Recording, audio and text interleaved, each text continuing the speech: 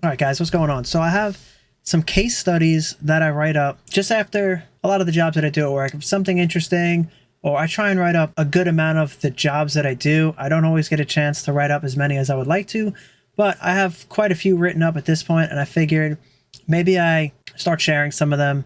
Some of you guys might find them interesting, and we'll kind of go from there and see. Let me know down below in the comments if this is something you guys are interested in, if there's more you'd like to see of this or other things. All right, let's jump right into this. So this was a diag that I did a little while ago. I don't remember the date of when this was, but it was a little while ago. And this is a 2014 Wrangler, and it had a timing code. This is pretty much how I structure most of these documents that I write up. I do a little bit of a history, the vehicle information, pretty much my analysis, recommendations to the customer. I like to do like a little bit of final notes on it. I attach a couple screenshots, some live data. This is a diagram that I drew up myself referencing factory service information. I was kind of into really making these diagrams on my own for a while. I was having fun making them. I don't really make them as much anymore. If this is useful to you guys though, if I'm explaining something and you like this style diagram where I draw it up and it's a little bit more simplified to see, I could definitely make more of these up in the future. And then at the bottom, I'll kind of just attach some documents. So this would be like a pre-scan for the vehicle. This vehicle had a P0019 crankshaft position, camshaft position, correlation bank 2, sensor 2. And then this right here is just the wiring that I attached here. Getting right into this one, the history on this was the vehicle was driven into the repair shop for a check engine light, starts and runs with no issues. The repair shop replaced both camshaft sensors, just on vehicle age. And this vehicle, as a note, only has 2 sensors, 1 per bank. And the sensor you kind of see here in this diagram is going to work. The cam sensors are going to measure 2 cams off the 1 sensor. So it's going to have the intake side here and the exhaust side here on both. So this is essentially 2 sensors that is measuring the 4 cams. Chrysler gives you this nice little flow chart here that could direct you to what camshaft you're working on based off of the fault codes and so forth from there. In the analysis, I just write over like what I end up doing on it. But on this one, I basically scan the vehicle. Right, I want to get the fault codes. I want to verify the issue that's there. So I like to do a pre-scan, save all of that stuff. If there's any type of freeze frame data or anything that's going to be useful, I'll save all of that just so if I clear any codes and I clear it out, I want to be able to go back and reference it if I need to, if I miss something. So I like to confirm the issue, take a pre-scan, document that, save it as a PDF, save any freeze frame, and then in this case, I want to clear the code. I want to see if it comes back. Is this a current issue?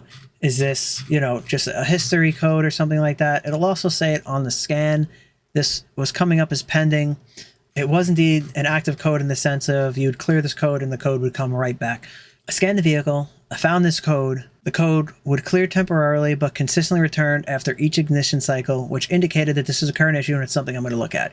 If it's something that's like an intermittent issue, I don't really waste too much time on it. It's something that we may request more time from the shop and bring it to our shop to look further into, but I won't really look at stuff like that at the shop if it's not a current issue. Just on this one, first thing I did was start it up, let it run, and viewed live data on the camshafts just to see what that data was showing. And you could see here, intake cam 2, crank difference is -19, which is definitely out of the spec of what this should be, and that's definitely why it's throwing the code. We have the issue kind of like narrowed down to this, confirming what the code says. These other ones are reading good. They're within what they should be. At this point, I'm looking at a timing issue, so I could hook the Pico scope up as long as I could get a known good waveform to compare it to, which they're fairly easy to come by, some known good waveforms. There's a couple sites you could be part of, some networking you could do. It's good to have a lot of friends in the industry and just be able to reach out and get waveforms, but there is some websites that you could just go to and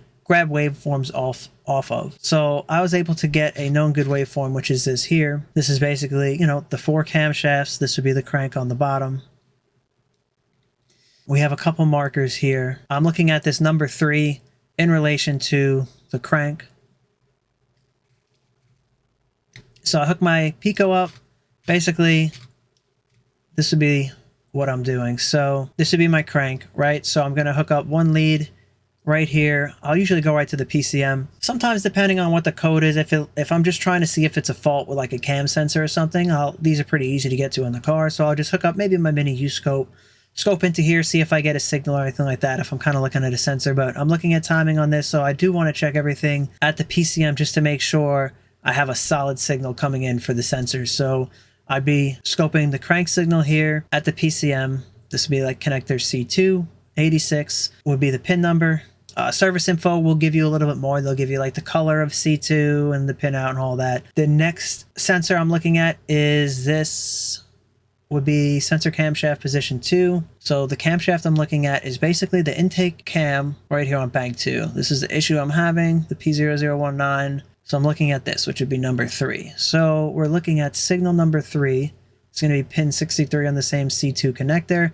Those are the two that I'm going to scope into with my picoscope. Those would be the signals. Ground would just go to ground. And with that, this is the waveform that I got.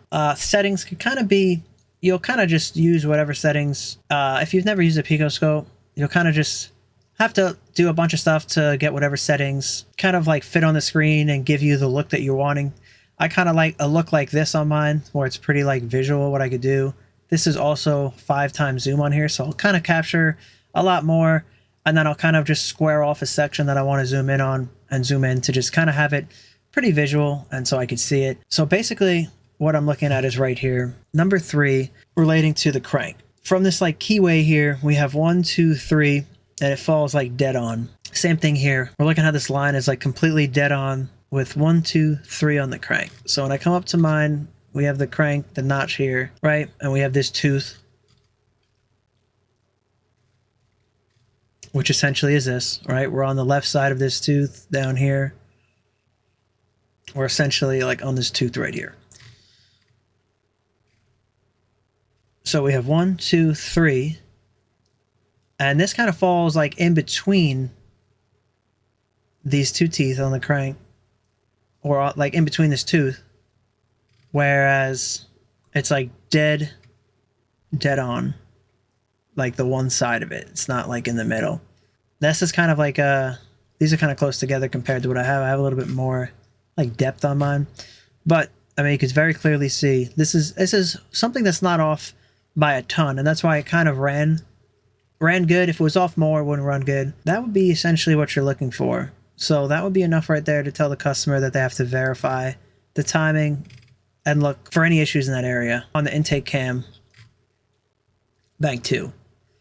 That's where this one left off. I like diags like this. These are pretty straightforward. It's really cool to be able to scope and get these patterns off it, and it's cool that you could verify that like a timing is off just based off of this. So my recommendations to the customer on this one was basically inspect the timing components on bank 2, including the timing chains, guides, tensioners, and cam phaser. Mechanical timing appears to be slightly off and should be corrected to prevent drivability issues and further engine damage. Verify camshaft timing marks, alignment during reassembly to ensure proper phasing relative to the crankshaft. After mechanical repairs, advise customer to clear all the DTCs, perform a drive cycle to confirm the fault does not return and cam crank correlation is restored. Recommend rechecking the cam crank waveform with picoscope post-repair to validate timing correction and document a no good waveform for future reference. So I already have a known good on this, and not a lot of the time, if the issue's fixed, usually we're not going to get called back to look at it again. But I do know this customer pretty well, so I was able to confirm with him. He did find that the timing was off on this vehicle, and he did chains and tensioners and all of that, and he was able to get this one fixed and back on the road. So this was a nice little case study. This was a nice diag for me. I really like doing stuff like this, so I kind of enjoy writing these little documents up, kind of like a case study on it. I find it interesting. It's really cool to be able to go back and just see some of the work that I did, document it. There's a lot of times you may have something where you're like, oh, I had something like that in the past, and if you don't write it down and document it, it's kind of hard to remember stuff. So let me know what you guys think about this. I have a bunch of these, and I do take these daily. I do write these up pretty daily. Pretty much all I do for my job is just diagnostic work, so I do get a good amount of diags that I write up. But let me know if this is something you guys are interested in, if you find this cool, if you have any suggestions, if there's something you want to see that's not on here. I'm thinking maybe I'm going to go somewhere with this channel in like the lines of some of these case studies. Maybe I'll bring you guys along for some diag in the field. I have a couple cameras I could bring in me and maybe make some videos out of doing some stuff in the field. But let me know if this is anything that's interesting to you guys, if you want to see more, if you like it, if it's terrible and you absolutely hate it and you never want to see it again. Any feedback helps. I'm just trying to put some stuff out there, see what comes out of it. I enjoy making these videos. And yeah, so let me know what you guys think about this. Like, subscribe, comment down below. Let me know what you think. And I'll see you guys on the next one.